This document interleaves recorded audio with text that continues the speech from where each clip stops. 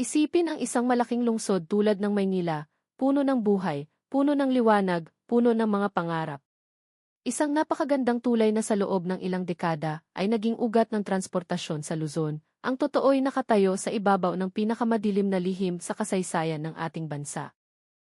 Nang gumuho ito dahil sa malakas na baha, isang bagay na hindi kailanman naisip ng tao ang lumitaw mula sa likod ng basag na semento. Libo-libo ng mga bungo ng tao ang bumagsak sa tabi ng ilog. Para bang naghihintay sila ng ilang dekada para lumabas mula sa sapilitang libingan ng masa. Sino sila? Sino ang naglagay ng mga bangkay na ito sa semento? Bakit silang lahat ay sementado ng buhay, walang lapida, walang panalangin, walang pagkakakilanlan? At ang mas nakakatakot pa, bakit sobrang nagpanik ang mga otoridad? Bakit sa pilitang pinadlite ang mga video ng mga residente? Ano ang kinatatakutan nila? Ano ang gusto nilang itago mula sa mundo? Ito ba ay isang lihim na operasyon mula sa nakaraan, o ito ba ay isang sakripisyo para sa isang dambuhalang proyekto na itinayo sa ibabaw ng buhay ng tao? Ngayon, isang bagay ang malinaw, hindi lamang dahil sa baha gumuho ang tulay na iyon, kundi dahil sa katotohanang matagal ng pilit na ibinaon. At ang tanong, handa ka bang malaman ang lihim na kinatatakutan ng pamahalaan na ibunyag? Bago tayo magsimula, huwag kalimutang i-like at i-subscribe. Pagkatapos, panoorin ang video hanggang matapos.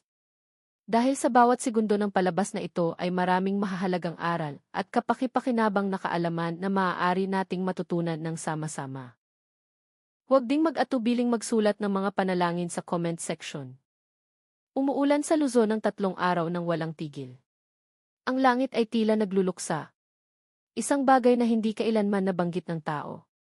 Umagos ang ilog, umakyat ang tubig sa mga kabahayan, tulad ng malamig na kamay na nais hilahin ang sinumang masyadong mabagal tumakas.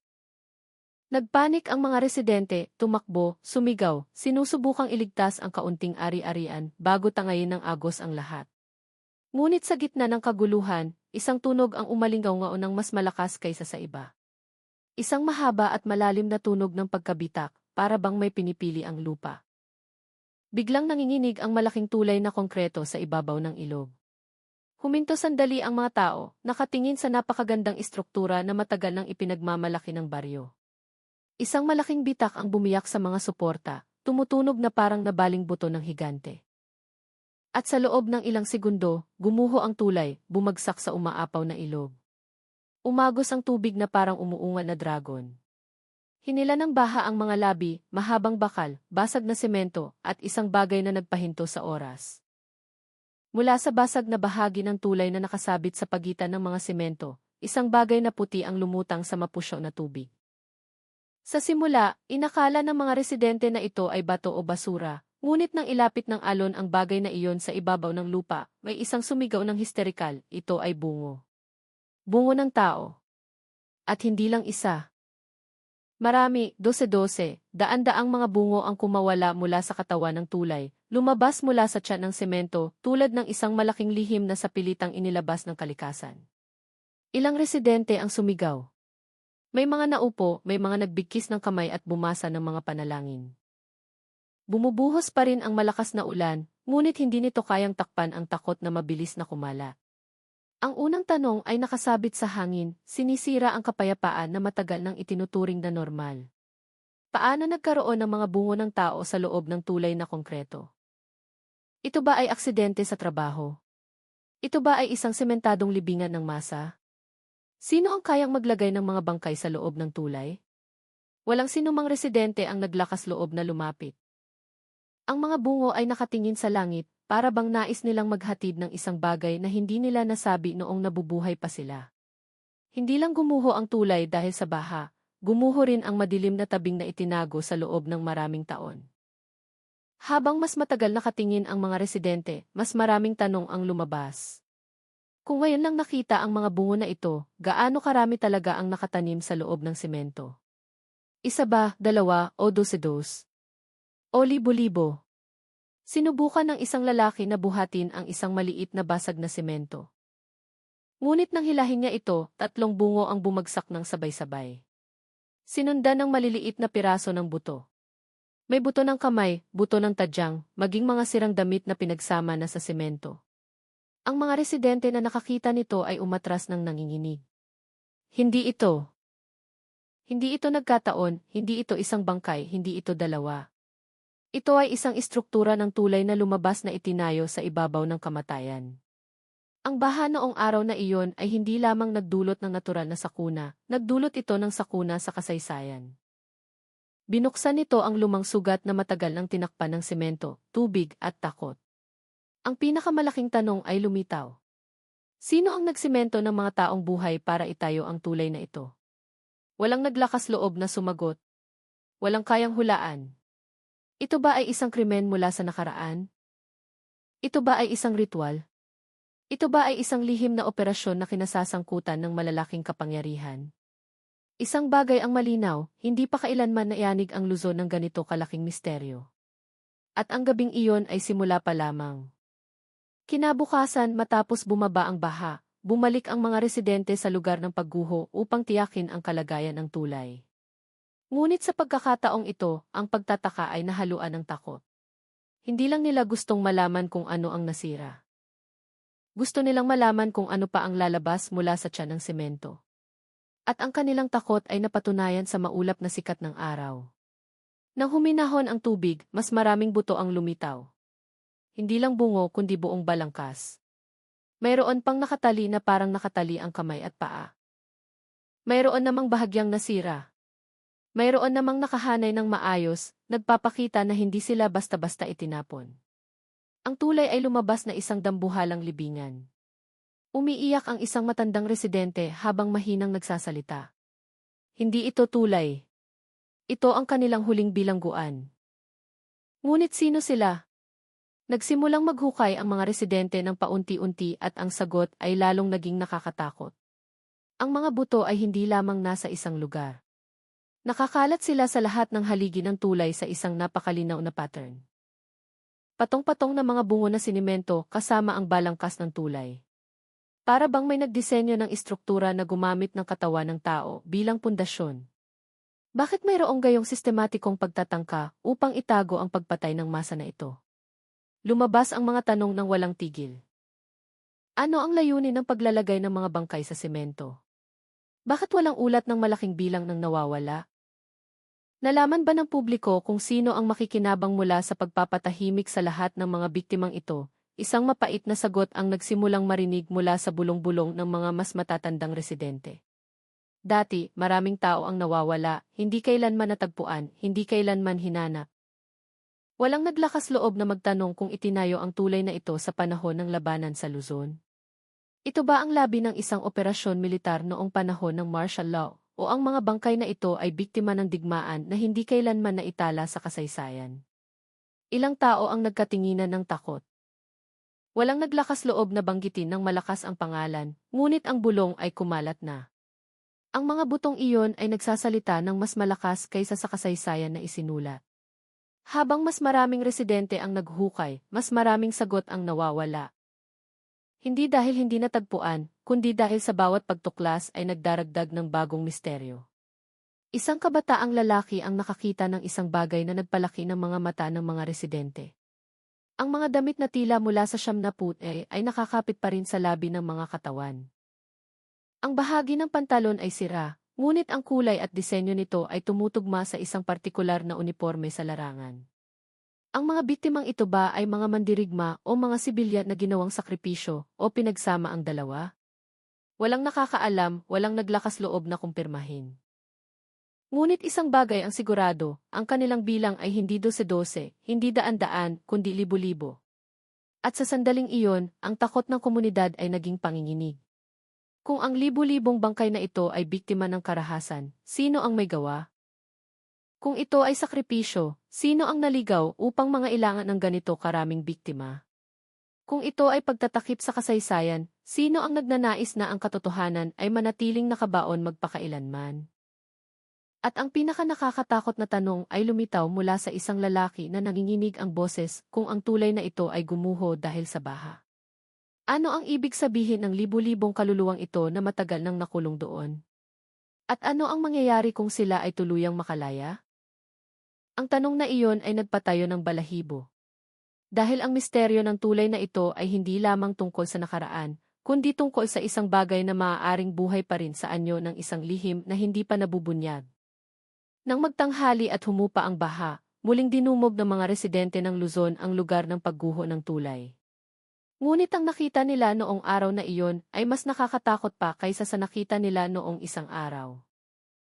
Nagdala nga ng sakuna ang baha, ngunit higit pa rito, binuksan nito ang pinto sa isang bangungot na matagal nang inilibing ng mga henerasyon bago sila. Ang mga labi ng tulay ay patuloy na naglalabas ng mga kalansay. Hindi na isa o dalawa, hindi na dose-dos. Sa bawat pagtanggal ng heavy equipment ng isang bloke ng semento, bumabagsak ang tumpok ng mga bungo na parang ulan ng kamatayan. May basag, may buo, may nagpapatungan na parang pinagtatambak ang mga katawan ng walang pagkatao. Sumigaw ang isang babae nang marinig ang isang buong kalansay na nabuhat kasama ang malaking bloke ng semento. Ang mga buto ay nakatali pa rin. Para bang ang katawan ay pinahirapan bago tuluyang sinimento ng buhay. Nagsimulang umatras ang mga residente. May ilang yumakap sa kanilang mga anak na umiiyak sa takot. Habang mas hinuhukay, mas nagiging malinaw na ang tulay ay hindi lang isang konstruksyon. Ito ay isang libingan ng masa. Isang libingan na sadyang itinago, isang libingan na pinlano, isang libingan na hindi kailanman inilaan upang matagpuan, tanong sa tanong ang bumabagabag sa bawat isa. Sino ang gumawa nito? Bakit walang sinuman ang nagkukwento tungkol sa pagtatayo ng tulay na ito? Bakit walang katulad na kwento sa mga aklat ng kasaysayan? Ilang matatandang residente ang nagkatinginan ng may pag-aalala. Sila ay namumutla. Ang kanilang mga mata ay hindi naglakas loob na tumingin ng matagal sa mga buto. Ilan ang sumubok na umalis. Ngunit ang kanilang mga hakbang ay nanghihina. Para bang nagdadala sila ng bigat ng nakaraan na matagal na nilang itinago. Sa wakas, nagsalita ang isang matandang lalaki na nanginginig ang boses. Dati maraming nawawala. Marami ang dinadala sa gabi ng hindi kilalang tao. Hindi na kailanman bumalik. Huminto siya sandali, hirap na lumunok. Takot kami. Takot kaming lahat. Walang naglakas loob na magtanong. Walang naglakas loob na maghanap. Bakit nanahimik ang henerasyong iyon?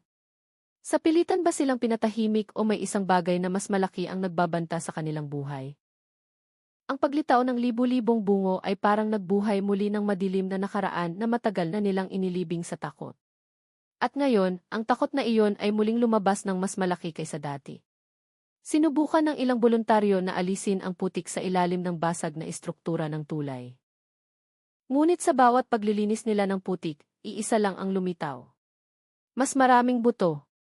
Maliliit na buto tulad ng sa bata, mahabang buto tulad ng sa lalaking nasa hustong gulang. Piraso ng sirang damit na dating may kulay. Lahat ay nagkaisa sa semento na parang isang nakakatakot na kabuuan.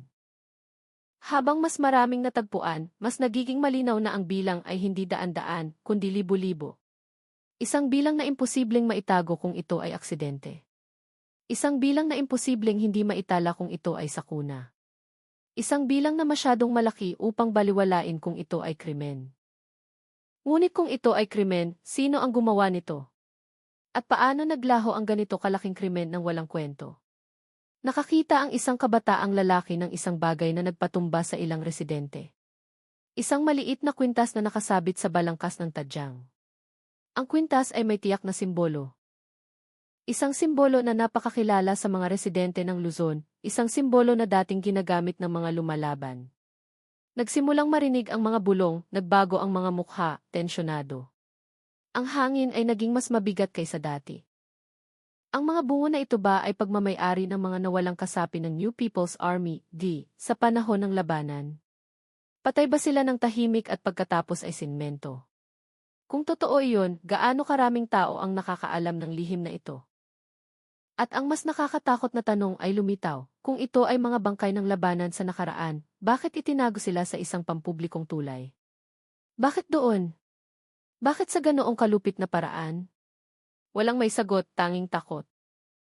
At habang mas maraming bungo ang lumalabas, mas lumalaki ang takot na bumabalot sa buong Luzon. Nang dumating ang mga pulis sa lugar, umaasa ang mga residente na magsisimula ang isang malaking investigasyon. Umaasa sila na bababa ang mga forensic expert.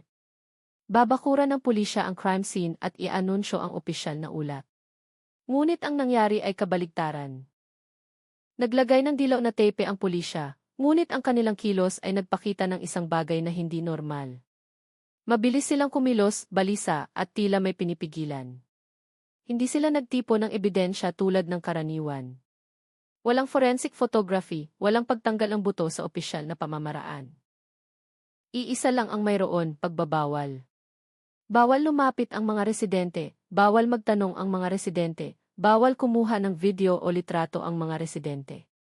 Isang kabataang lalaki na sumubok na mag-record ng palihim ay agad nilapitan ng 3 opisyal. Kinumpiska ang kanyang cellphone, binura ang kanyang recording, at binantaan siyang ikukulong kung muling magre-record. Bakit ganito ang kilos ng pulisya? Bakit sila natatakot na kumalat ang impormasyong ito? Sino ang pinoprotektahan nila? Ang mga residente o isang mas makapangyarihang tao? Sinubukan ng ilang residente na magsumbong sa lokal na mamamahayag. Ngunit nang dumating ang mamamahayag, hinarangan sila ng pulisya. Maging ang mga mamamahayag mula sa labas ng lugar ay sapilitang pinaatras mula sa lugar. Ang kilos ng pulisya na ito ay nagpatindi sa pagdududa ng komunidad. Mayroon silang ayaw ibunyag. Mayroon silang gustong ilibing tulad ng libu-libong bangkay na inilibing sa loob ng semento. Ano ang mas nakakatakot kaysa sa libu-libong bangkay? Ang sagot, ang partido na nagpupumilit na takpan ito. Isang ina na nanginginig ang boses ang nagsabi, parang takot ang pulisya sa isang bagay, parang may nagbabantay sa kanila. Ang pangungusap na iyon ay nagpatingin sa mga residente sa isa't isa nang may pag-aalala. Totoo ba na may isang malaking kapangyarihan ang pumipilit sa pulisya na takpan ang katotohanan ito? Ito ba ay may kaugnayan sa kapangyarihang militar o kapangyarihang pampulitika o isang bagay na mas madilim pa kaysa rito? Isang lalaki na dating nagtrabaho bilang tagapamahala ng proyekto ng tulay ang dumating sa lugar na namumutla. Nakatayo siya malayo sa mga labi, ngunit sapat na malapit upang makita. Tinanong siya ng kanyang kasama, anong nangyayari sa'yo? Ano ang nakikita mo? Mahinang sumagot ang lalaki. Alam ko na ito. Narinig ko na ang mga tunog noong ginagawa ang proyekto. Anong tunog? Mga tunog ng taong umiiyak sa loob ng semento. Agad na kinilabutan ang kanyang kasama. Ito ba ay halusinasyon mula sa nakaraan o nasaksihan niya talaga ang isang bagay na hindi dapat makita ng ordinaryong manggagawa? Habang mas matagal ang pulisya sa lugar na iyon, mas nagduda ang mga residente sa kanila. Hindi lang dahil sa kanilang kilos ng pagbabawal, kundi dahil din sa kanilang mabilis at takot na kilos. Para bang natatakot sila na may isang mas mataas na opisyal ang dumating at humingi ng ulat o natatakot sila na ang gumawa nito ay bumalik upang magbantay. At ang pinakakahina-hinala, habang mas maraming bungo ang lumalabas, mas kaunti ang nagsasalita ang pulisya. Walang opisyal na pahayag, walang press conference, walang investigador ng krimen, tanging mga senior officer na palabas-pasok na may tensyonadong mukha na mahinang nakikipag-usap sa telepono. Pagkatapos ay iniutos sa kanilang mga tauhan na huwag makipag-usap sa sinuman. Bakit ang isang gumuho na tulay ay maaaring magpabalisa sa bansa? Ano ba talaga ang nangyari ilang dekada na ang nakakaraan? Bakit pinoprotektahan ang lihim na ito na parang kayang yanigin ang pundasyon ng gobyerno? May isang bumulong sa karamihan.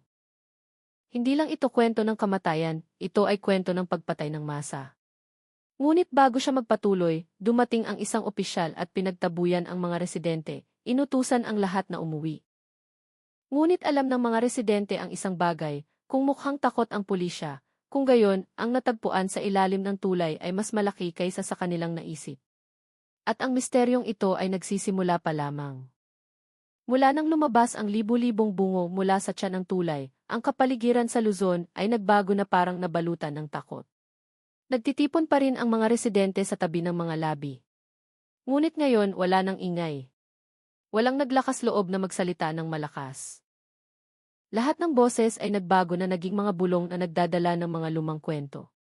Mga kwento na sa loob ng ilang dekada ay hindi nila kailanman naglakas loob na sabihin.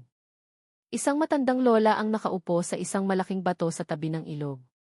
Nakatingin sa mga labi ng tulay na may nagbabadyang luha. Hindi siya umiiyak, ngunit ang tingin na iyon ay nagtatago ng libu-libong sugat na hindi kailanman gumaling. Ilang kabataang lalaki ang lumapit, sinubukang magtanong kung ano ang alam niya. Ngunit ang lola ay dahan-dahang umiling. Dati, maraming nawawala, mahina niyang sabi. Halos parang tunog ng hangin. Nawala na lang. Lalaki, babae, maging mga bata. Nasaan sila, lola? Tanong ng isang kabataan. Hindi sumagot ang lola. Nanginginig ang kanyang kamay, naninigas ang kanyang mukha na parang may nagpupumilit laban sa pinakamapait na alaala sa kanyang buhay. Sila ba ay dinala ng mga sundalo? Tanong ng isa pang kabataan. Kinagat ng lola ang kanyang labi, ang kanyang mga mata ay nagbabadyang luha, ngunit hindi dahil sa kalungkutan, kundi sa takot. Huwag mong itanong iyan. Mabilis niyang sabi, hindi dapat banggitin, hindi dapat ulitin. Bakit takot na takot ang matatandang henerasyon? Ano ang nakita nila noon? Ano ang narinig nila? Ano ang itinago nila hanggang ngayon? Ilang matatandang lalaki ang nagsimulang magtipon sa ilalim ng malaking puno, pinag-uusapan ang isang bagay na halos hindi marinig. Ngunit mabilis na kumalat ang bulong-bulungan sa mga mas batang residente. Ito ay tiyak na mga biktima ng operasyong militar noon. Sila ay itinapon ng tahimik. Walang libingan, walang pangalan, nawala na lang. Dumaan ang Luzon sa madilim na panahon kung saan ang mga sundalo at mga rebelde ay naghabulan. Maraming tao ang nawala ng walang balita. Maraming bangkay ang hindi kailanman natagpuan. Maraming pamilya ang nagdarasal ng walang natatanggap na sagot. At ngayon, ang tulay na konkreto na nakatayo ng maringga sa loob ng ilang dekada ay biglang nagpakita ng katotohanan na masyadong nakakatakot upang tanggapin. Ang libu-libong nawala ay maaaring narito. Ngunit lumitaw ang isang mas nakakatakot na tanong. Kung totoo na ito ay mga biktima ng operasyong militar, sino ang nag-utos? Alam ba ng sentral na pamahalaan? Mayroon bang opisyal na nag-utos na sementuhin ang mga bangkay sa tulay at bakit pinili ang tulay bilang libingan ng masa? Isang matandang lalaki na may malalim na boses ang nagsalita sa wakas. Mahina ngunit matatag ang kanyang boses. Para bang pinigilan niya ang mga salitang ito sa loob ng ilang dekada. Huwag ninyong isipin na ito ang unang pagkakataon. Dati, bago itayo ang tulay na ito, may nagsasabi ng ang lupa na ito ay kumakain ng tao. Ngunit itinuloy pa rin nila ang pagtatayo. At pagkatapos ng tulay, maraming ingay ang naririnig mula sa loob, ingay. Anong ingay? Nagpatuloy ang lalaki na parang may kumakatok mula sa loob, na parang may humihingi na palabasin. Ilang residente ang umatras sa takot, ang iba ay nanginginig. Imahinasyon lang ba iyon ng matatanda? O sinusubukan ba talagang tumawag ang mga kaluluwang ito sa loob ng ilang dekada? Walang nakakaalam, walang naglakas loob na kumpirmahin. Ngunit ang pinaka-nagpapatunay na ebidensya ay nasa harap na ngayon. Libu-libong bungo na dating inilibing sa semento ay sa wakas nakalaya, tinangay ng baha at ipinapakita ang mga mukha na matagal nang nawawala sa kasaysayan ng Luzon. Ang mga tanong ngayon ay lalong dumarami. Kung ang libu-libong bangkay na ito ay totoong biktima ng nakaraan, maitatago pa ba ang katotohanan ito muli? O ipinadala ba talaga ang baha na ito ng Diyos upang ibunyag ang madilim na tabing na matagal nang inilibing ng tao? Nagtataka ang mga residente, ngunit hindi pa lumalabas ang sagot dahil nagsimulang kumalat ang isa pang tsismis. Isang tsismis na mas mapanganib. Habang patuloy na lumalabas ang mga bungo, nagsimulang kumalat ang pinakasensitibong tsismis na ang mga bangkay ay hindi ordinaryong mamamayan, hindi manggagawa sa proyekto, hindi biktima ng kalamidad, kundi mga miyembro ng DIE na pinatay ng masa. Nagsimulang pag-usapan ito ng ilang kabataan, masyadong mausisa para manahimik. Ngunit sa tuwing babanggitin nila ang pangalan ng DIE, agad silang pinagsasabihan ng matatanda sa matalim na bulong. Huwag kayong basta-bastang magsalita. May tenga ang dingding. Hindi ninyo alam ang sinasabi ninyo.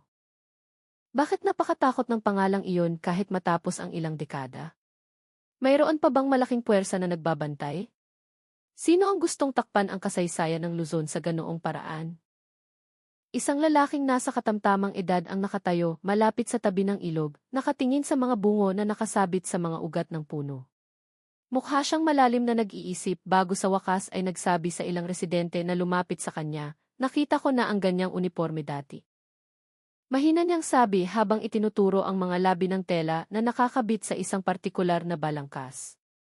Iyon ay parang uniforme sa larangan ng mga miyembro ng DA. Seryoso, kuya, tanong ng isang kabataan na malaki ang mga mata. Tumango ang lalaki, namumutla ang mukha. Kulay, texture, paraan ng paggupit niyan ay siyam na puder. Ngunit bago siya magpatuloy, dalawang pulis ang biglang lumapit. Bawal mag-identify ng mag-isa, sigaw ng isa sa mga pulis. Trabaho namin yan. Natahimik ang lalaki at yumuko. Umatras ang mga kabataan. Binantayan sila ng pulisya na parang sila ang may sala. Bakit ganoon ka-defensive ang pulisya? Bakit ayaw nilang alalahanin lang ng publiko? Pinoprotektahan ba nila ang mga pangalan sa madilim na kasaysayan? O natatakot ba sila na kung lumabas ang katotohanan ito, muling init ang Luzon? Ilang residente ang nagsimulang magduda na ang pulisya ay tau-tauhan lamang.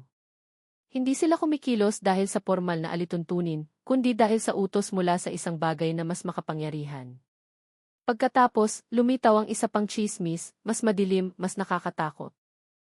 Sinasabi na ang mga bangkay na ito ay hindi biktima ng digmaan. Sila ay sakripisyo para sa tulay. Ang tsismis na iyon ay nagpatahimik sa kapaligiran agad. Sakripisyo. Mayroon bang naniniwala talaga sa ganoong bagay o lumabas ang tsismis na ito dahil sa takot ang komunidad at nagsimulang maghanap ng hindi makatwirang sagot? Umiling ang isang matandang babae, ngunit ang kanyang mukha ay nagpakita na siya mismo ay hindi sigurado. Dati, mahina niyang sabi. Sinasabi ng mga tao na ang tulay na ganito kalaki ay kailangan ng sakripisyo upang maging matibay. Ngunit kung ganito karami ang sakripisyo, hindi na niya ipinagpatuloy ang kanyang pangungusap. Idinagdag ng isa pang kabataan, kung ito ay sakripisyo, bakit karamihan sa mga biktima ay lalaki at may ilang bata? Ang tanong na iyon ay nakasabit ng mabigat. Kung ito ay ritual, ang bilang ng mga biktima ay masyadong malaki. Kung ito ay digmaan, bakit walang balita sa nakaraan? Kung ito ay operasyong militar, bakit walang dokumentong lumabas? Sino nga ba ang libu-libong biktima na ito? Isang nakakatakot na teorya ang nagsimulang mabuo sa isipan ng komunidad. Paano kung ang libu-libong bangkay na ito ay pinagsama? Pinagsama ang mga biktima ng labanan, biktima ng maling paratang, biktima ng pagdukot, at biktima ng pagkawala. Paano kung ang tulay na ito ay ang huling lugar ng maraming trahedya na hindi kailanman naitala sa kasaysayan? Paano kung alam ng gobyerno? At iyan ang dahilan kung bakit mukhang takot ang pulisya mula sa unang araw. Isang dating aktivista ng karapatang pantao na nagkataong nasa lugar ang nagmasid sa mga buto na nakakalat. Nang makita niya kung paano nakaayos ang mga buto sa loob ng semento, malalim siyang bumuntong hininga. Hindi ito maliit na trabaho, matatag niyang sabi. Ito ay isang malaki, organisado, sistematikong operasyon, imposibleng gawin lamang ng mga ordinaryong manggagawa. Kinilabutan agad ang mga residente. May isang nagtanong na halos hindi marinig ang boses. Kung gayon, sino ang gumawa nito? Tiningnan sila ng aktivista na may malungkot na mata. Ang tanong na iyan ay maaaring pumatay sa inyo kung basta-basta ninyong sasagutin. Ang mga salitang iyon ay mas nakakatakot kaysa sa mga bungo mismo. Malinaw ang kahulugan, may isang malaking kapangyarihan sa likod ng tulay na iyon. Isang kapangyarihan na handang patahimikin ang sinumang sumubok na ibunyag ang katotohanan. At ngayon, gumuho ang tulay. Lumabas ang mga bungo. Nagsisimulang makita ang katotohanan. Hahayaan ba ng mga responsable na lumabas ito o susubukan nilang takpan muli? Noong hapong iyon, ang langit ng Luzon ay napuno ng madilim na ulap. Nakatayo ang mga residente, nakatingin sa ilog na ngayon ay tahimik na, ngunit nagdadala ng lihim ng libu-libong kaluluwa. Sa gitna ng katahimikan, nagtanong ang isang maliit na bata, inosente, kung namatay ang mga taong ito noon, bakit ngayon lang sila lumabas? Bakit matagal na naghintay ang Diyos? Walang sumagot, walang nakasagot. Dahil alam ng lahat, kahit hindi nila sabihin, lumabas ang libu-libong bungo, hindi lang dahil sa baha. Lumabas sila dahil dumating na ang kanilang panahon. Panahon para humingi ng katarungan. Panahon para ipakitang makita ng mundo ang katotohanang inilibing ng tao. At ang Luzon ay pumapasok pa lamang sa isang mas madilim na yugto kaysa sa inaakala ng sinuman. Nagsimulang lumubog ang araw sa hapon. Humaba ang sinag nito sa ilog na umaagos pa rin mula sa baha. Ngunit ang kapayapaan na iyon ay hindi nagpapababa ng takot ng mga residente. Sa katunayan, nang humupa ang tubig, nang mas malinaw na makita ang mga labi, isang bagong tsismis ang nagsimulang kumalat ng mas mabilis kaysa sa agos ng tubig. Ang tulay na iyon ay isang tulay ng sakripisyo. Ang tsismis ay unang nagmula sa isang matandang babae na nakatayo sa pagitan ng mga labi habang yakap ang sarili. Nanginginig siya hindi dahil sa lamig, kundi dahil sa alaala na biglang bumalik. Dati, noong itinayo ang tulay, mahina niyang sabi sa ilang residente. Sabi ng mga tao, may humihingi ng sakripisyo. Ngunit inakala naming kwento lang ng matatanda. Nang tanungin kung anong boses, tila nag-aalangan siya. Boses mula sa ilog, boses na tumatawag ng mga pangalan. Boses na parang humihingi ng buhay. Ilang kabataan ang mahinang tumawa, kinakabahan na tawa, hindi minamaliit. Dahil pagkatapos makita ang libu-libong bungo na lumabas mula sa semento, anong kwento pa ang masyadong imposible upang paniwalaan? Ngunit, isang detalye ang nagpakilabot sa lahat. Tumigil ang boses, patuloy ng babae pagkatapos ng pagtatayo. Tumigil. Bakit tumigil? At ibig bang sabihin nito ay nasiyahan na ang boses? Ang tanong na iyon ay nagpakita ng pagtingi ng mga residente sa isa't isa. Paano kung ang libu-libong bangkay na iyon ay talagang inihandog? Paano kung ang proyekto ng tulay ay hindi lamang isang proyekto ng infrastruktura, kundi isang bagay na mas madilim? Sinubukan ng isang tao na tanggihan ang teorya na iyon. Imposibleng gawin ng gobyerno ang ganoong bagay. Ngunit, agad na sumagot ang isang matandang lalaki, ano sa tingin mo ang imposible sa panahong iyon? Maraming mas masahol pa rito ang nangyari. Hindi lang tayo kailanman sinabihan. Talaga bang libu-libong tao ang isinakripisyo para sa isang tulay? Kung sino ang nagpasya niyan? Bakit kailangan ng ganito karaming biktima at bakit sa Luzon? Ilang residente pa ang umamin na nakarinig ng katulad na kwento mula sa ibang lugar, malalaking konstruksyon na sinasabing gumagamit ng sakripisyo ng tao upang hindi madaling gumuho. Ngunit isa o dalawang tao lamang, hindi libo-libo. Ngunit dito, ang bilang ay masyadong malaki, masyadong sistematiko, masyadong maayos. Hindi ito lokal na ritual, hindi ito masamang tradisyon. Ito ay isang bagay na mas planado. Lumitaw ang bagong tanong, ginamit ba ang proyekto ng tulay upang takpan ang pagpatay ng masa? At kasabay nito ay ginawa ring mistikong dahilan upang hindi magtanong ang mga residente. Kung totoo iyan, kung gayon, ang nagpakalat ng teorya ng sakripisyo ay maaaring ang pinakamalaking biktima ng manipulasyon sa kasaysayan ng Luzon. Ngunit, ang tsismis na ito ba ay takip-bibig lang o may bahagi ba nito ang totoo? Walang nakakaalam. Ngunit habang gumagabi, mas maraming residente ang nag-uusap tungkol dito. At habang mas dumidilim ang langit ng Luzon, mas nagiging totoo ang takot na bumabalot. Dahil walang sinuman ang makakasagot sa pinaka-nakakatakot na tanong, kung ito ay totoong sakripisyo para sa tulay. Kanino ba talaga itinulak ang sakripisyo at para sa anong uri ng kapangyarihan? Ang tunog ng agos ng tubig ay biglang narinig na parang bulong mula sa ibang mundo.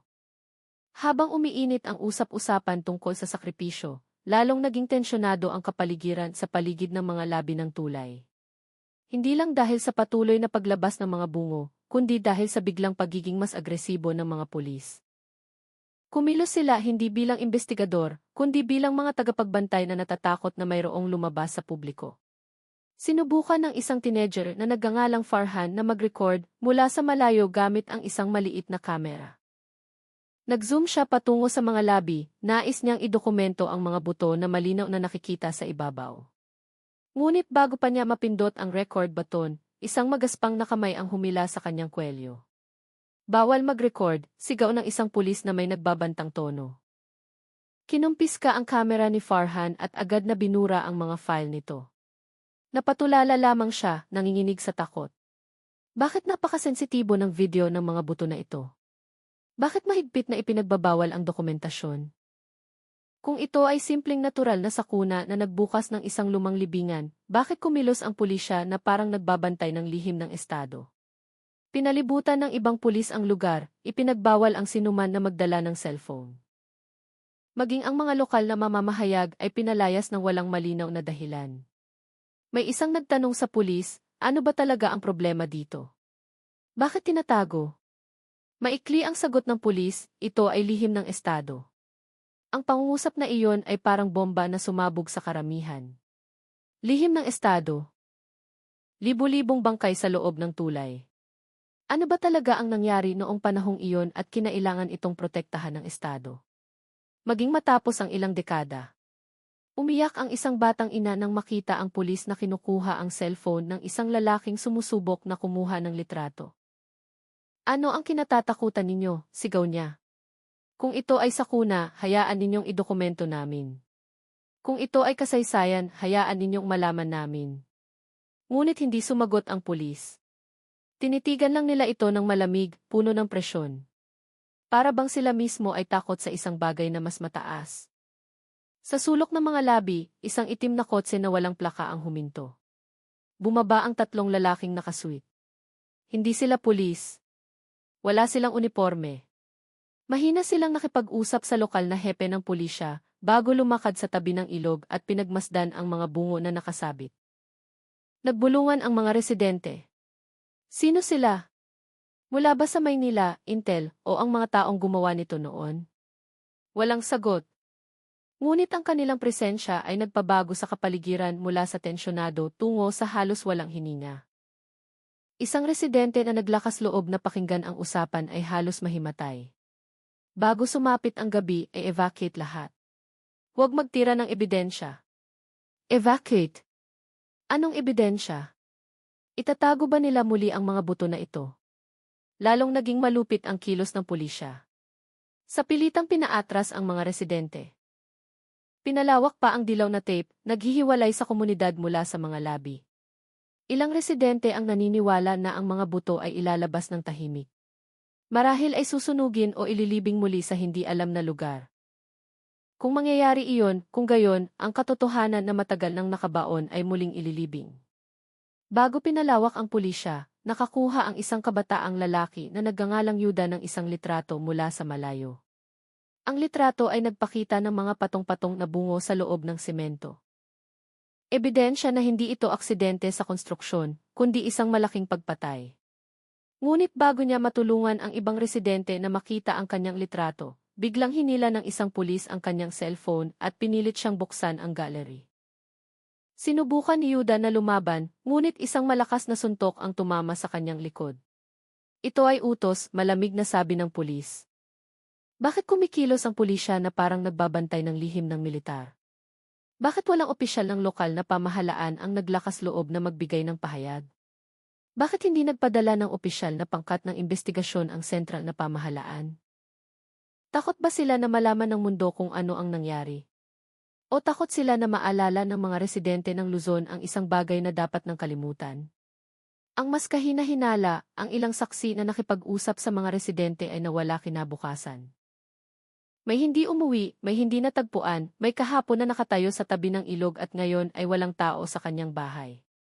Pinatahimik ba sila? Inalis ba sila? Sino ang gumawa nito? Lumitaw ang isang bagong tsismis. May isang puwersa na ayaw mabunyag ang nakaraan. Isang puwersa na mas malakas kaysa sa pulisya. Isang puwersa na matagal nang gumagana ng tahimik. At ang tulay na iyon ay maaaring isa lamang sa maraming ebidensya na inilibing sa bansang ito. Mahinang umaagos ang ilog, nagdadala ng mga bungo na dahan-dahang gumugulong. Nabalot ang dilim ng gabi sa Luzon at sa likod ng mga anino ng gabi, isang katotohanan ang lalong nagiging malinaw. May malaking kamay na sumusubok na takpan muli ang katotohanan ito. Ngunit binuksan na ito ng kalikasan at marahil walang makakapigil sa susunod na mangyayari. Noong hapong iyon, lalong pinalawak ang pulisya hanggang sa hindi na talaga makalapit ang mga residente sa mga labi ng tulay. Ngunit kahit na inilayo ang mga residente, malinaw pa ring naririnig ang tunog ng heavy equipment, tunog ng pagbabanggaan ng metal, at ang mabilis na hakbang ng mga otoridad. Para silang nakikipaglaban sa oras. Para bang may deadline na dapat matugunan upang alisin ang lahat ng ebidensya bago may isang bagay o isang tao ang dumating. Sa likod ng linya, nagbulungan na lang ang mga residente. Bawat bulong ay nagdadala ng bagong teorya. Habang tumatagal, lalong nagiging hindi ka panipaniwala. Ngunit matapos makita ang libu-libong bungo na lumabas mula sa semento, anong teorya pa ang maituturing na imposible? Ilang residente ang nakakita ng iba pang itim na kotse na dumating ng walang plaka. Ang mga lalaking nakasuit na bumaba mula sa kotse ay hindi nakipag-usap sa ordinaryong pulis. Direkta silang lumapit sa ilang partikular na opisyal. Matigas ang kanilang katawan, malamig ang kanilang mukha, at walang sinuman ang gumamit ng opisyal na pagkakakilanlan. Kumilos sila na parang mga anino na kabisado ang bawat pulgada ng pinangyarihan. Sino sila? Bulong ng isang ina ng nanginginig. Hindi pulis, sagot ng isang lalaki. Ngunit ang pulisya ay sumusunod sa kanila. Kung sumusunod ang pulisya, sino sila talaga? Intel, militar, o mga kinatawan mula sa nakaraan na nais tiyakin na mananatiling nakabaon ang lumang lihim. Sinuri ng lalaking nakasuit ang mga bungo na naiwan at pagkatapos ay nagbigay ng senyas sa field commander. Agad na kumilos ang mga otoridad ng mas mabilis at mas agresibo. Nagsimula silang ilipat ang mga balangkas ng walang forensic procedure. Ilang residente na nagmamasid mula sa malayo ang nakakita na ang mga bungo ay inilagay sa malalaking container, hindi gamit ang body bag, kundi mga sako na parang bagay na hindi kailangang tratuhin ng may pagkatao. Bakit nagmamadali? Bakit walang siyentipikong dokumentasyon? Bakit ang mga bangkay na ito ay tinatrato hindi bilang mga biktima, kundi bilang ebidensya na kailangang alisin? Sa kabilang pampang ng ilog, isang dating senior mamamahayag na nagkataong nasa lugar ang nakatingin sa operasyon na may namumutlang mukha. Sanay na siyang makakita ng mga irregularidad sa nakaraan, ngunit ito ay mas masahol pa. Nilapitan niya ang mga residente at mahinang sinabi, kung ganito sila kabilis magtrabaho, ibig sabihin may direktang utos mula sa itaas, napakataas. Mula sa sentral na pamahalaan, tanong ng isang kabataan. Dahan-dahang umiling ang mamamahayag. Mas mataas pa. Mas mataas pa sa pamahalaan. Anong ibig sabihin ito? Ito ba ay isang lihim na operasyon mula sa dating panahon na hindi kailanman opisyal na naitala? Isang bagay na hindi kayang ibunyag ng modernong gobyerno. Habang sinisikap pa rin ng mga residente na maunawaan, 2 pulis ang kinalagkad ang isang lalaking nasa katamtamang edad palabas ng dilaw na linya. Sumisigaw ang lalaki na nakita niya ang isang bagay na itinago ng mga otoridad, ngunit agad na tinakpan ang kanyang bibig. Isinakay siya sa kotse at dinala na lamang. Sino ang lalaking iyon? Ano ang nakita niya at bakit takot na takot ang pulisya na magsalita siya? Walang sagot. Ngunit, isang bagay ang malinaw na nakikita. May isang malaking puwersa na lumalampas sa kakayahan ng pulisya ng rehiyon, lumalampas sa kakayahan ng lokal na pamahalaan, maging sa hangganan ng moralidad. Isang puwersa na nais tiyakin na ang libu-libong bungo na iyon ay hindi kailanman magiging balita, hindi kailanman magiging pambansang diskusyon, hindi kailanman magiging pampolitika na debate. Dahil marahil kung mabunyag ang katotohanan ito, maaaring mayanig ang bansa o maaaring magbago ang kasaysayan ng Pilipinas o maaaring muling maulit ang malaking labanan. Nagsimulang bumaba ang gabi at ang operasyon ng paglilinis ay patuloy na nagaganap ng walang tigil. Sa likod ng dilim, nagsimulang mapagtanto ng mga residente ng Luzon na ang misteryong ito ay hindi lamang tungkol sa mga bangkay. Ito ay tungkol sa kung sino ang naglakas loob na pumatay ng napakaraming tao at kung sino ngayon ang sumusubok na burahin ang kanilang bakas. Sa gitna ng pagkabalisa, isang tao ang lumitaw na may mukha na malinaw na may itinatago. Isang payat na lalaki na nasa 50, dating manggagawa sa konstruksyon ng tulay, ang nakatayo malayo sa karamihan. Nakatingin siya sa mga labi na walang kibo. Para bang ang alaala na pinakamabigat niyang iniiwasan sa loob ng mahabang panahon ay muling bumabalik sa kanya. Nakilala siya ng isang kabataan at lumapit, "Kuya, kasama ka ba sa pagtatayo ng tulay na ito?" Dahan-dahang tumango ang lalaki. Nanginginig ang kanyang kamay. Hindi regular ang kanyang paghinga. Hindi ako pwedeng magsalita tungkol dito. Dati, lahat kami ay pinapirma ng sumpa. Anong sumpa, kuya? Tiningnan ng lalaki ang langit na parang takot na magtaksil maging ang araw. Sumpa na hindi kailanman ikukwento ang nakita namin. Lumunok ang kabataan. Ano ang nakita ninyo? Matagal na natahimik ang lalaki bago sa wakas ay nagsabi, nagtrabaho kami sa gabi. Hindi opisyal na shift. Dinala kami sa lugar na nakapiring ang mata. Nang buksan, may malaking tumpok. Tumpok ng katawan ng tao. Nayanig ang kabataan. Seryoso, kuya. Paano sila namatay? Ipinikit ng lalaki ang kanyang mga mata. May binaril, may pinugutan ng liig. May buhay pa. Buhay pa? Dahan-dahan siyang tumango. Umuungol sila. Humihingi sila ng tulong ngunit hindi namin sila matulungan. Sino kami? Sino ang nagbabantay? Sino ang nagbibigay ng utos? Nagpatuloy ang lalaki, inutusan kaming buhatin ang mga katawan na iyon at ilagay sa hulmahan ng tulay. Pinigilan namin ang pag-iyak. Gusto naming sumigaw, ngunit may baril sa likod ng aming ulo. Halos masuka ang kabataan. Sino ang nag-utos sa inyo? Mabilis na umiling ang lalaki. Huwag mong tanungin iyan. Hindi ako naglakas loob na sabihin. Maging ang pulisya ay takot banggitin ang pangalan. Hinawakan ng kabataan ang kanyang balikat. Ibig sabihin hindi ito aksidente, hindi tsismis, kundi isang malaking pagpatay na tinakpan. Tiningnan ng lalaki ng diretsyo, blanko ang kanyang mga mata, ngunit puno ng takot na matagal na niyang itinago. Ito ay isang organisadong pagpatay at ang tulay na iyon ang dambuhalang libingan na ginawa nila upang hindi kailanman matagpuan. Nanginginig siya. Naaalala ko pa ang gabi nang matapos namin ang huling pagsemento. May tunog mula sa loob ng semento. Tunog ng pagkatok. Tunog ng pagkatok. Parang may sumusubok lumabas o may hindi papatay ng ilibing. Hinabol ng kabataan ang kanyang hininga. Kuya, bakit hindi kayo nagsumbong? Sa tingin mo hindi namin ginusto, sagot niya nagaralgal ang boses. May manggagawa na sumubok magsalita sa mga residente. Kinabukasan, nawala siya. May manggagawa na umuwi at ikinwento sa kanyang asawa. Kinabukasan, nasunog ang kanyang bahay. Sino ang nagsunog ng bahay? Sino ang nagpaalis sa mga manggagawa? Bakit pinatahimik ang lahat ng sumubok magsalita? Yumuko ang lalaki. Sa wakas, natahimik kaming lahat. Akala namin ang lihim na ito ay lulubog kasama ng tulay. Ngunit may ibang plano pala ang Diyos. Matagal na natahimik ang kabataan, nakatingin sa ilog na umaagos, nagdadala ng mga bungo na parang nagdadala ng mensahe mula sa nakaraan. Ano ba talaga ang layunin ng paglilibing ng masa na ito? Bakit kailangan sementuhin at hindi basta-basta ilibing? Ito ba ay upang takpan ang isang lihim na operasyon o isang gabay na ritual?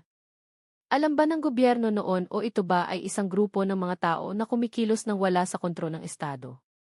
Tiningnan ng lalaki ang kabataan sa huling pagkakataon bago umalis. Kung gusto ninyong iligtas ang inyong buhay, umalis kayo dito. Masyadong malaki ang katotohanan ito, masyadong madilim. At lumakad siya, naglaho sa likod ng karamihan. Napatulala na lang ang kabataan.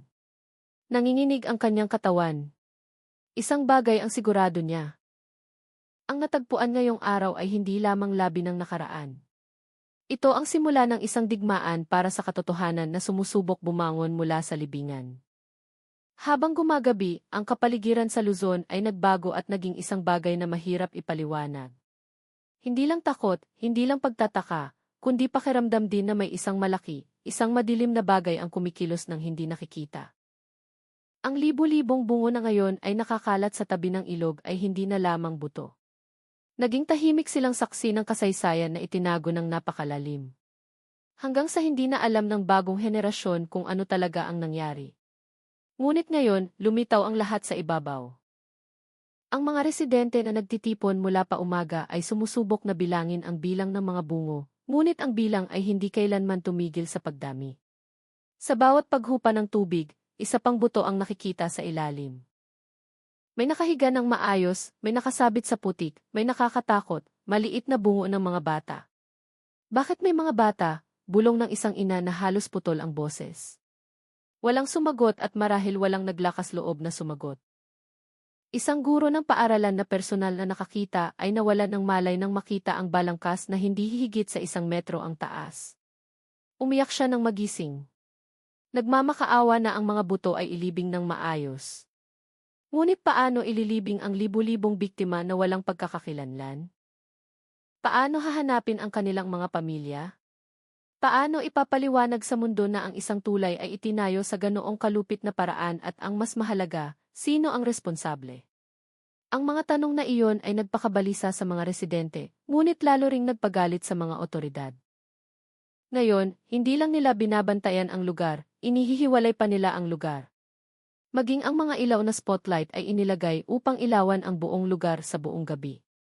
Para bang tinitiyak na walang residente ang lalapit o susubok na kumuha ng ebidensya. May isang nagsabi mula sa karamihan, ang bilang na ito ay masyadong malaki para sa isang maliit na pagkakamali. Ito ay isang malaking operasyon. Ngunit, may isang nakatayo ng malayo sa karamihan na tahimik na nagmamasid.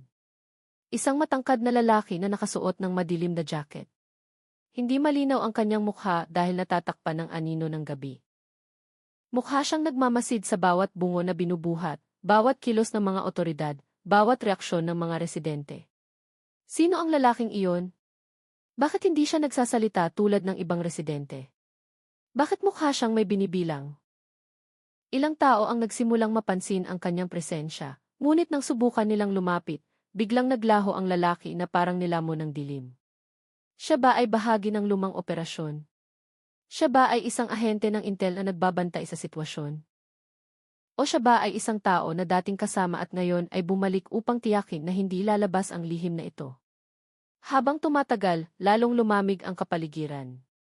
Hindi lamig mula sa hangin, kundi lamig mula sa pakiramdam na may isang mapanganib na bagay ang nagbabanta mula sa likod ng mga anino. Nang muling magbilang ang mga residente, sumigaw ang isang tao nang histerikal nang makahanap ng isang bagay na iba sa ibang mga bungo. Isang maliit na bala ang nakasabit pa rin sa buto ng bungo. Ang bala ay kalawangin, ngunit malinaw ang hugis nito na hindi bala ng lokal na armas.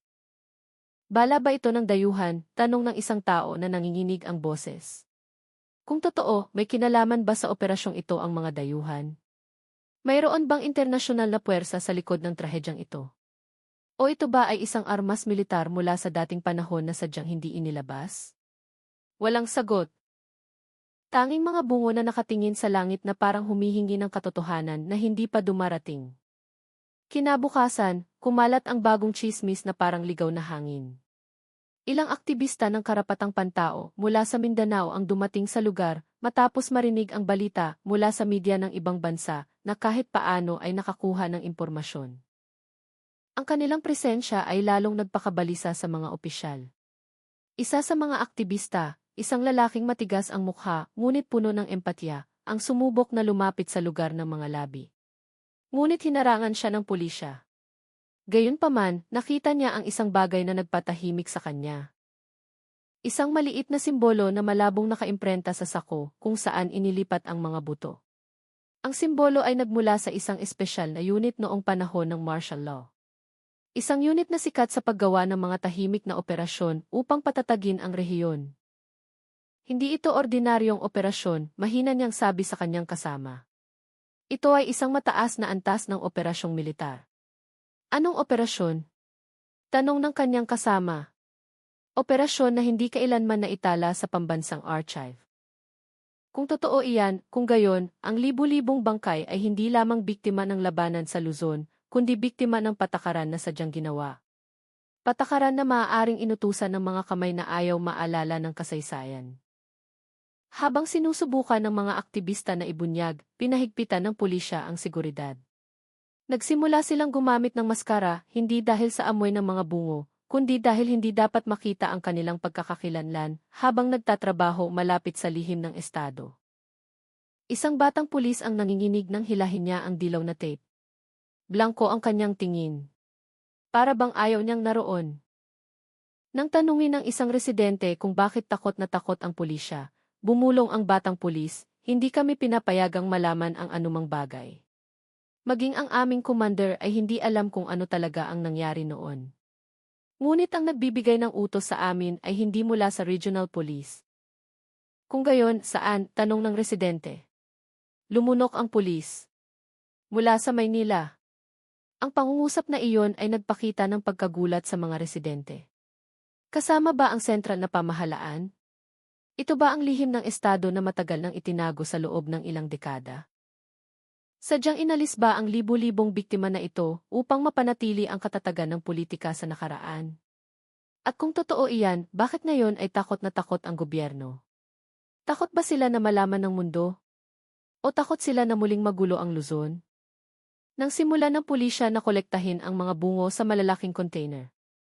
Isang aktivista ang sumigaw ng protesta, ito ay ebidensya ng krimen laban sa karapatang pantao.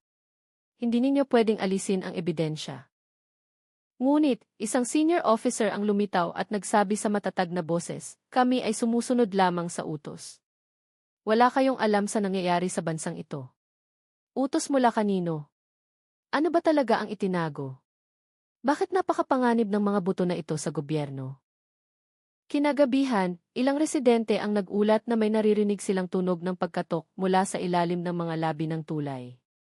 Tulad ng ikinwento ng mga manggagawa sa proyekto. Isang malabong tunog na parang mahinang pagkatok mula sa loob ng semento o lupa.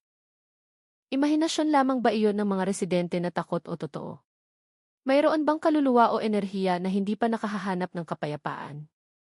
O ang tunog na iyon ay nagmumula sa isang bagay na gumagalaw sa ilalim ng lupa? Walang naglakas loob na lumapit upang tiyakin. Samantala, muling lumitaw ang misteryosong lalaking nakasuot ng madilim na jacket sa malayo, nakatayo sa isang maliit na bangin habang pinagmamasdan ang ilog. Matagal niyang tiningnan ang lugar, napakatagal. Para bang kinikilala niya ang lugar na iyon hindi bilang lugar ng pagpatay, kundi bilang bahagi ng kanyang sarili. Sino ang lalaking iyon? Bakit siya lumitaw ng 2 araw na magkasunod? Bahagi ba siya ng nakaraan na sumusubok na tiyakin na hindi lumalabas ang katotohanan? O isang tao na nais maghiganti dahil nawalan siya ng isang mahal sa buhay sa trahedyang ito? Walang sagot. Tanging ang kanyang anino na humaba habang bumaba siya sa burol at naglaho sa dilim. Lalong naging kumbinsido ang mga residente na ang misteryo ng tulay na ito ay hindi magtatapos sa pagtuklas lamang ng mga buto. Ito ay simula pa lamang ng isang bagay na mas malaki. Isang bagay na maaaring muling magbukas ng mga sugat ng Luzon o marahil isang bagay na maaaring yanigin ang Pilipinas. At nang takpan ng gabi ang araw na iyon, lahat ay may iisang tanong. Kung ang katotohanan ito ay masyadong madilim upang matagalan ng Estado, ililibing ba itong muli ng Estado o pipilitin itong lumabas ang katotohanan ito? Ano man ang panganib, nang sumikat ang araw sa 3 araw matapos gumuho ang tulay, ang hangin sa Luzon ay mas mabigat kaysa karaniwan. Para bang may isang hindi nakikita, ngunit nararamdaman na bagay ang bumibigat sa dibdib ng lahat ng residente. Ang balita tungkol sa libu-libong bungo na natagpuan sa semento ng tulay ay kumalat ng malayo sa umaapaw na ilog. Ang mga nayon sa loob ng ilang kilometro ay nabalot na ngayon ng parehong takot. Hindi na naglakas loob ang mga residente na lumabas sa gabi. Tahimik ang mga kalye bago ang azan ng isya. Umiiyak ang mga bata sa tuwing naririnig ang tunog ng ilog. Para bang may tumatawag sa kanila mula sa malayo. Maging ang mga matatandang lalaki na dati ay sanay na sa gitna ng labanan na ito ay naglalakad ng nakayuko. Para bang may pinipigilan silang hindi nakikitang bigat. Sa coffee shop, ang tanging lugar na naglakas loob ang mga residente na magkomento. Ang kanilang mga pag-uusap ay puno ng nakakatakot na spekulasyon. Kahapon ng gabi, nanaginip ako na may kumakatok sa pinto, bulong ng isang lalaki. Nang buksan ko, walang tao, ngunit narinig ang boses na hindi pa kami inililibing. Sumagot ang isa pang lalaki na mas mahina ang boses. Narinig ko rin ang tunog ng pagkatok mula sa ilalim ng sahig ng bahay. Kolektibong takot lang ba ito o totoo? Hindi pa ba talaga matahimik ang libu-libong kaluluwa? Isang ustaz ang ipinatawag upang patatahimikin ang mga residente. Ngunit nang tumayo siya sa harap ng karamihan at makita ang mga bungo sa tabi ng ilog, namutla ang kanyang mukha. Nagbasa siya ng panalangin, ngunit nanginginig ang kanyang boses. Para bang siya mismo ay takot na may isang bagay ang nagmamasid mula sa likod ng mga puno. Sa tabi ng ilog, ang mga kabataang naglakas loob na lumapit ay nakakita ng mga kakaibang tanda. Tumpok-tumpok na maliliit na bato na nakahilera ng pabilog na parang may gumawa ng tiyak na simbolo sa tabi ng tubig. Sino ang nag-ayos ng mga batong iyon? Tanda ba iyon ng ritual o mensahe mula sa isang tao na ayaw kalimutan ang katotohanan? Nang kumuha sila ng litrato ng simbolo, isang misteryosong lalaki ang lumitaw sa tabi ng burol, nakatingin sa kanila na parang isang taong mas marami ang alam kaysa sinuman. Ngunit nang subukan nilang lumapit, naglaho muli ang lalaki ng walang bakas. Sino ang lalaking iyon? Bakit siya laging lumalabas sa tuwing may bagong bungo na natutuklasan? Siya ba ay saksi sa nakaraan o ang gumawa na bumalik upang tiyakin na hindi mabubuking ang lihim na ito? Lalong naging tensyonado ang sitwasyon nang magulat ang mga residente ng kalapit na nayon na ang kanilang mga aso ay tumatahol patungo sa ilog sa buong gabi. Tumanggi silang lumapit. Nakasuksok ang kanilang mga buntot sa pagitan ng kanilang mga binti na nagpapakita ng mas malalim na takot kaysa sa takot ng tao. Isang matandang taga-baryo ang sa wakas ay nagsalita na nagpatigil sa lahat ng nasa silid. Hindi lang ito libingan ng masa, ito ay sugat na hindi kailanman gumaling. At kapag pilit na binuksan ang lumang sugat, ang mga kaluluwang nakakulong ay maghahanap ng sagot. Anong sagot? Mula kanino? At kung maghanap sila, naghahanap ba sila ng katotohanan o paghihiganti? Ang tanong na iyon ay bumabalot sa isipan ng mga residente na parang ulap na ayaw umalis. At ang Luzon ay pumapasok na ngayon sa isang mas madilim na gabi kaysa sa naunang gabi. Sa ika-4 na araw, ganap na isinara ang lugar ng tulay. Wala nang residente ang pinapayagang lumapit. Nagtrabaho ang pulisya at ang mga lalaking nakaitim na suit maghapon at magdamag ng walang tigil. Ang malalaking container ay inilabas sa Luzon ng walang opisyal na pahayag. Walang buto ang pinayagan na manatili. Lahat ay mabilis na inalis. Masyadong mabilis. Para bang may takot na mabunyag ang isang lihim kung masyadong matagal ang proseso. Ang mga lokal na media na sumusubok na mag-cover ay sa pilitang pinasara ang kamera. Isang mamamahayag mula sa ibang bansa na tahimik na dumating ay inaresto at ikinulong ng ilang oras bago sa pilitang ipinaalis. Ano ang nagpapatakot sa gobyerno? Ano ang nagpagalit sa mga otoridad? At ano ba talaga ang nakabaon sa loob ng tulay na iyon sa loob ng ilang dekada? Isang aktivista ng karapatang pantao na nakapamalagi ng mas matagal sa lugar ang nakapansin na ang ilang simbolo na dating lumitaw sa lupa ay nawala na. Para bang may sadyang nagtanggal nito. Ngunit nakakita siya ng isang bagay bago maglaho ang simbolo, isang tanda na katulad ng code ng operasyong militar noong dating panahon. Hindi ito nagkataon, sabi niya. Ito ay isang sistematikong paglilinis ng ebidensya.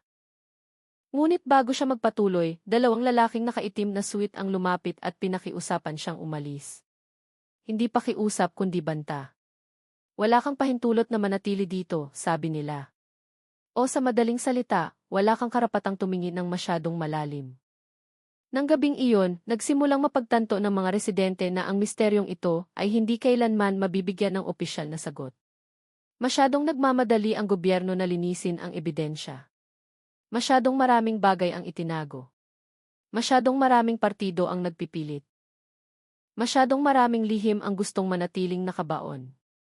Ngunit kahit na inalis ang pisikal na ebidensya, may isang bagay na hindi mabubura. Ang takot sa mga nayon. Lumitaw ang mga ulat na ang ilang residente na masyadong maraming tanong ay nawawala ng misteryoso. May nagpunta sa ilog at hindi na bumalik. May nagpunta sa palengke ngunit hindi nakarating sa patutunguhan. Walang nakakaalam kung sila ay nawala dahil sa aksidente o dahil may gustong patahimikin sila. Isang ina na nawalan ng asawa ang mahinang nagsabi, hindi kami dapat magtanong. Hindi kami dapat malaman. Ngunit kung mananahimik kami, sino ang magtatanggol sa mga namatay na iyon? Ang tanong na iyon ay bumabagabag sa kaluluwa ng bawat nakarinig nito. Dahil ang libu-libong bungo ay hindi lamang ebidensya ng krimen. Sila ang mga boses na gustong marinig. Sila ang mga kwento na gustong ikwento. Sila ang mga kaluluwa na sa loob ng ilang dekada ay nakakulong sa semento ng tulay. Naghihintay sa araw na sa wakas ay makita sila ng mundo.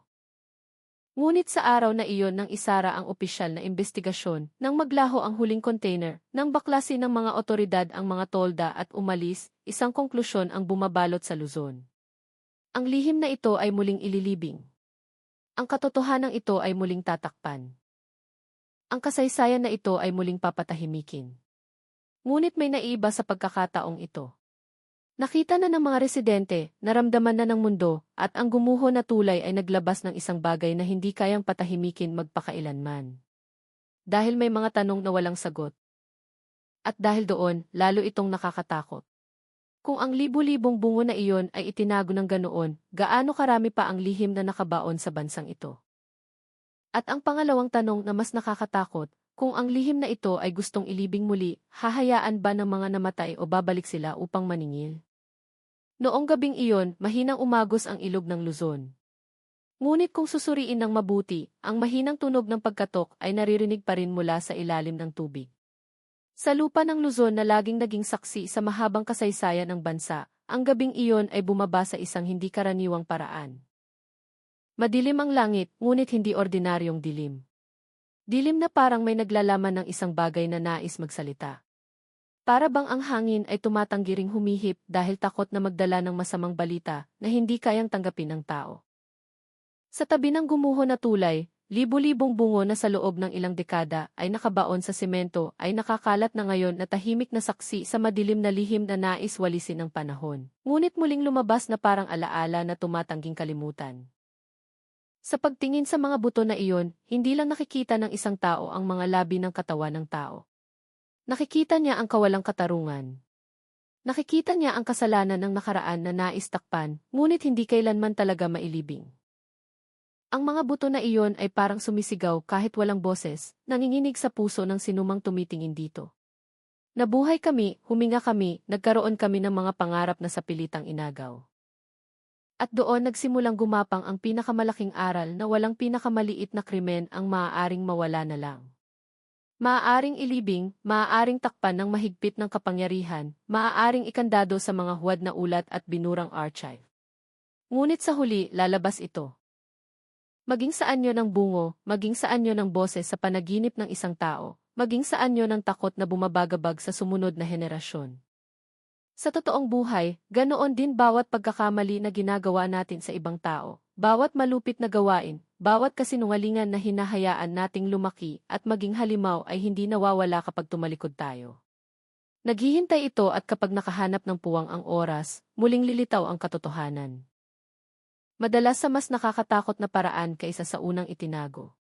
Ngunit sa likod ng panginginig at misteryo, may mas malalim na mensahe na humahawak sa konsensya ng bansa. Ang mga bungo na iyon ay hindi lamang biktima. Sila ay paalala. Sila ay refleksyon. Sila ay salamin para sa ating lahat na ang isang bansa ay hindi kailanman tunay na malaya kung ang kalayaan na iyon ay itinayo sa ibabaw ng kawalang katarungan. May mga ina na nawalan ng kanilang mga anak. May mga anak na naghihintay sa kanilang ama na umuwi. May mga asawa na hindi kailanman nakakita ng libingan ng kanilang asawa. May mga nayon na pinatahimik dahil sa takot. May mga henerasyon na lumaki na may malalim na sugat, ngunit hindi alam kung saan nagmula ang sugat na iyon. Ang mga buto na iyon ay naghahatid ng mensahe na ang kolektibong sugat ng isang bansa ay hindi kailanman gagaling kung ang katotohanan ay pilit na pinawawala. At sa gitna ng dilim, may isa pang takot na bumabalot sa mga residente. Takot tungkol sa kung ano ang maaaring mangyari kung ganap na mabuksan ang katotohanan ito. Takot sa labanan. Takot sa presyon mula sa malalaking puwersa na hindi alam kung saan nagmumula. Ngunit ang takot na iyon ay hindi dapat humadlang sa hakbang ng tao na tumayo sa panig ng katotohanan. Dahil kung ang takot ang mangunguna sa atin, kung gayon, ang krimen ng nakaraan ay makakahanap ng paraan upang muling ulitin ang sarili. Nagbibigay ito ng matalim na moral na mensahe na parang kutsilyo na humihiwa sa katotohanan sa ibabaw ng puso. Na ang tapang ay hindi tungkol sa pagharap sa kaaway. Ang tapang ay ang kahandaang harapin ang sariling nakaraan.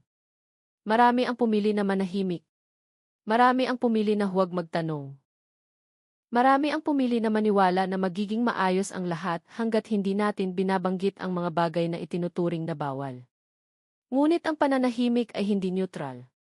Ang pananahimik ay pagpili sa panig ng nang-aapi. Ang pananahimik ay pagpapahintulot na malibing ang katotohanan. Ang pananahimik ay pagpapahintulot na mamatay ng 2 beses ang biktima, minsan sa pisikal. At muli sa alaala ng tao. Sa personal na buhay, madalas din nating ginagawa ang parehong bagay. Madalas nating pinipiling manahimik sa kawalang katarungan na nangyayari sa paligid natin. Ipinipikit natin ang ating mga mata, sinasabi natin, hindi ko iyan problema. Ngunit ang kawalang katarungan ay kakatok sa ating pinto sa madaling panahon. Lumalaki ang krimen kapag pinipiling manahimik ang mabubuting tao. Ang mga bungo na iyon ay nagbibigay aral na ang katahimikan ay hindi solusyon.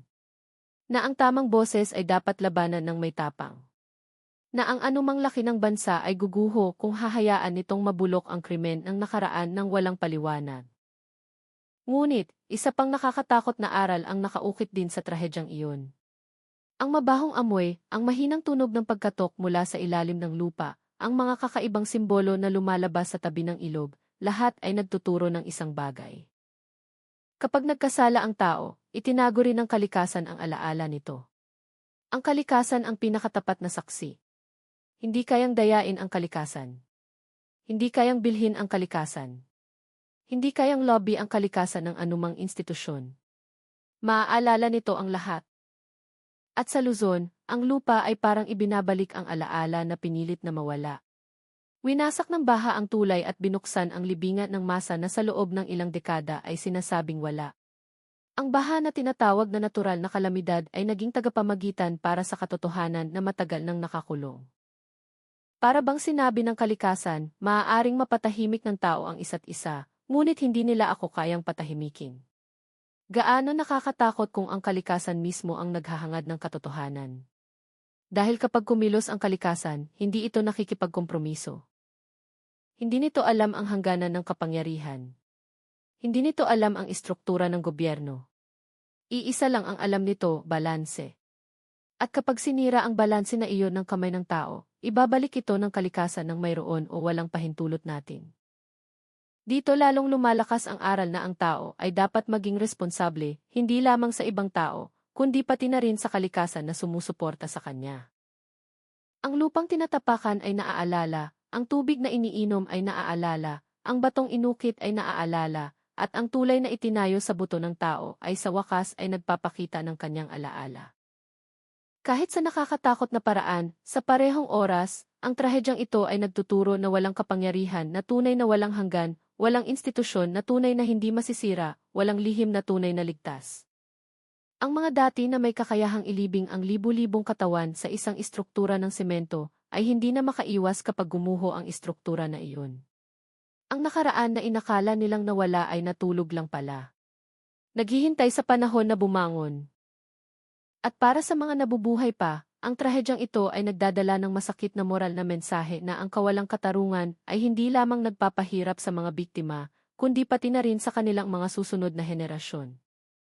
Ang mga bata na walang alam ay magmamana ng takot, pagdududa, at kawalang katiyakan kung ang mga matatanda sa paligid nila ay hindi kailanman nagtuturo tungkol sa kahalagahan ng katotohanan. Ngunit ang pinakamataas na moral ng trahedyang ito ay hindi lamang tungkol sa nakaraan. Ito ay isang babala para sa hinaharap. Isang babala na dapat nating itayo ang bansang ito sa ibabaw ng katapatan, hindi kasinungalingan, sa ibabaw ng katarungan, hindi karahasan, sa ibabaw ng tapang, hindi takot. Dahil kung hindi, ang ibang tulay, sa anumang anyo, mga gusali, relasyong panlipunan, sistema ng batas, maging ang pagkakaisa ng bansa, ay guguho tulad ng tulay na gawa sa mga buto na iyon. At kapag gumuho ang mga ito, ang lumabas sa ibabaw ay maaaring mas nakakatakot kaysa sa ating inaakala. Ang mga bungo na iyon ay nagtuturo na ang buhay ng tao ay masyadong mahalaga upang gawing interes sa politika. Na bawat tao ay may karapatan sa katarungan. Maging matapos silang mamatay na ang isang bansa na hindi nagrerespeto sa buhay ng sarili nitong mamamayan ay hindi karapat-dapat tawaging malakas. At sa wakas, ang trahedyang ito ay nagtuturo ng pinakanakakatakot, ngunit pinakatapat na moral. Ang katotohanan ay laging nakakahanap ng paraan. Marahil sa pamamagitan ng kalamidad, marahil sa pamamagitan ng panaginip ng isang tao, marahil sa pamamagitan ng boses na lumalabas mula sa ilalim ng ilog, ngunit lalabas ito at ang mga maisala ay makaramdam ng takot na sila mismo ang lumikha. Dahil walang ligtas na lugar para sa mga nagkakasala. Hindi sa mundo, hindi sa kasaysayan at hindi sa puso ng tao. At para sa mga naging biktima, ang moral na mensahe ay nagiging isang bagay na maganda. Na kahit pinatahimik sila, kahit inilibing sila ng walang pangalan, kahit ginawa silang pundasyon ng isang tulay upang kalimutan, sa huli, nagsalita pa rin sila, narinig pa rin sila, kinilala pa rin sila. Hindi na sila basta bungulang, sila ang boses ng katotohanan, boses na hindi kailanman maglalaho. Maraming salamat sa mga kaibigan na nag-like at nag-subscribe. Naway bigyan kayo ng ala ng kalusugan, mahabang buhay, sagana ng biyaya at pagpapala sa inyong buhay.